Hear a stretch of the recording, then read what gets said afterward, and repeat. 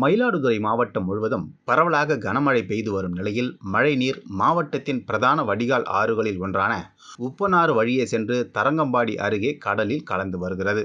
இந்நிலையில் தரங்கம்பாடி உப்பனாற்றின் வழியே கடல் நீர் உட்புகுவதை தடுப்பதற்காக விவசாயிகளின் நீண்ட நாள் கோரிக்கையை ஏற்று தடுப்பணை கட்டப்பட்டது. ஆற்றின் வலதுபுறம் தடுப்பணை அமைக்கப்பட்ட நிலையில் இடதுபுறம் கரைகள் கூட சீரமைக்கப்படவில்லை. இதனால் உப்பனாற்று பாலத்திலிருந்து கடலில் கலக்கும் முகத்துவாரம் வரை இருபுற கரைகள் இல்லாமல் மழை நீரும் கடல் சீற்றம் காரணமாக கடல் நீரும் உட்புகுந்து தரங்கம்பாடி சுற்றுவட்டார பகுதிகளில் உள்ள குடியிருப்புகள் மற்றும் விளைநிலங்களை கடல் போல் சூழ்ந்துள்ளது.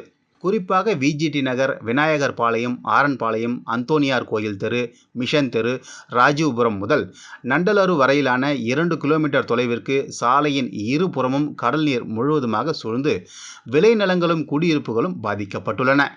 தடுப்பணை அமைக்கும் போது ஆற்றின் இடது பக்க இரு கரையை சீரமைத்து முகத்துவாரம் தூர்வார வேண்டும் என இப்பகுதி மக்கள் கோரிக்கை விடுத்த நிலையில் இதுவரை அதற்கான எந்த பணிகளும் மேற்கொள்ளாததால் தற்பொழுது கடல் நீர் முழுவதுமாக நகர்ப்பகுதியில் சூழ்ந்துள்ளதாக இப்பகுதி மக்கள் குற்றம் சாட்டுகின்றனர். எனவே விரைந்து தரங்கம்பாடி உப்பனாற்றின் முகத்துவாரத்தை சீரமைத்து இடது பக்கத்தின் இரு கரைகளையும் சீரமைக்க வேண்டும் என இப்பகுதி மக்கள் கோரிக்கை விடுத்துள்ளனர்.